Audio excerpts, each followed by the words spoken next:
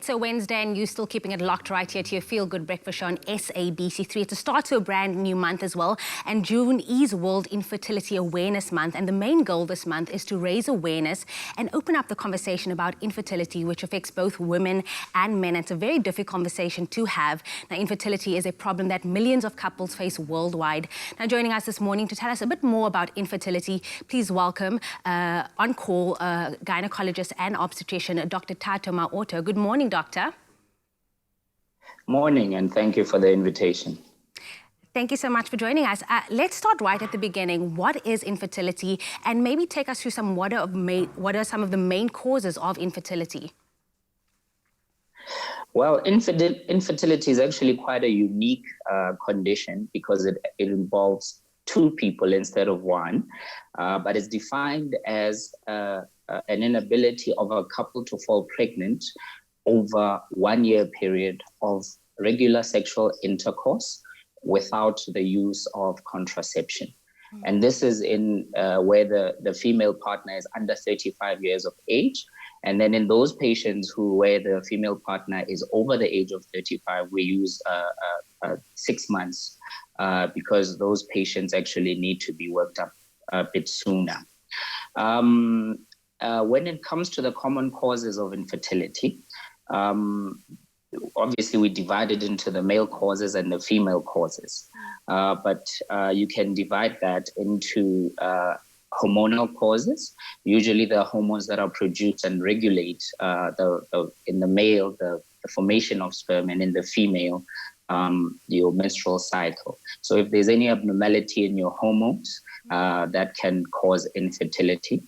For the female, you've got tubal factors where your tubes are blocked. You can have implantation problems where you have problems with implantation of the embryo. And then you can also have, as I said previously, that you can also have hormonal problems.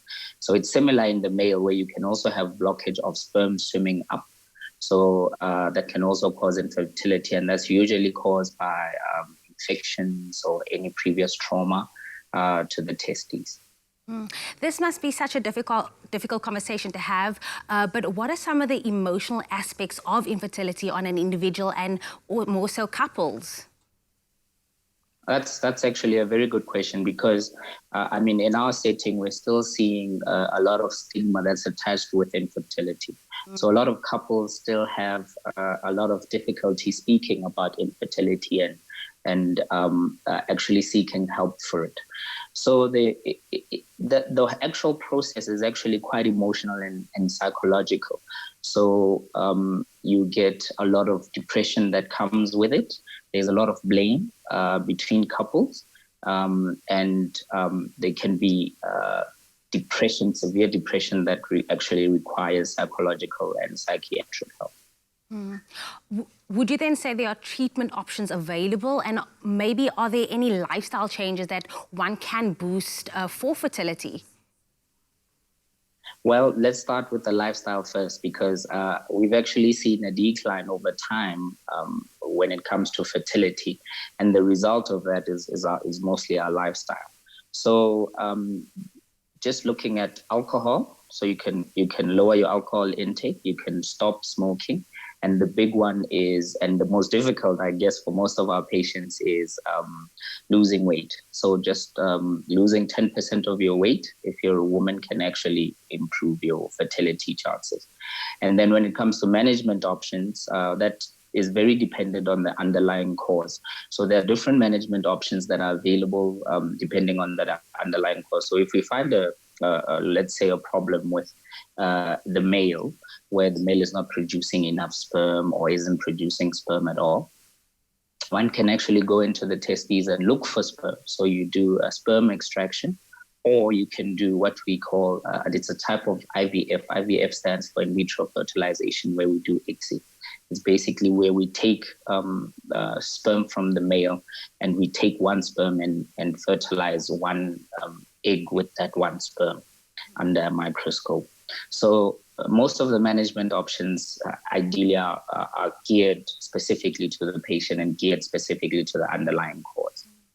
You touched on this, you said at the age of 35, and we always hear this, especially for women, they say your biological clock is ticking, but why is it so important for young couples not to wait too long if they are wanting to have children? 35 is actually, it's a good cutoff point, because for our female partners, you're born with a certain number of eggs. So over time, you're losing eggs. So each month you menstruate, you're losing your eggs. So that's why we use that time. And we know that at the age of 35, there's a decline in your fertility. So the reason why you should seek help earlier is because the earlier you seek help, the better your outcomes. So if we find the cause earlier, it's like with any other condition, the earlier you get it, the better your treatment options, depending on what we find. Dr. Thato Maoto, thank you so much for joining us this morning, gynecologist and obstetrician, for answering all our questions with regards to Infertility Awareness Month today. Thank you very much. Now, infertility can affect anyone. It doesn't matter what your race, your religion, or economic status is. To those struggling with infertility, we are thinking about you this month of June as we continue to raise awareness on this topic.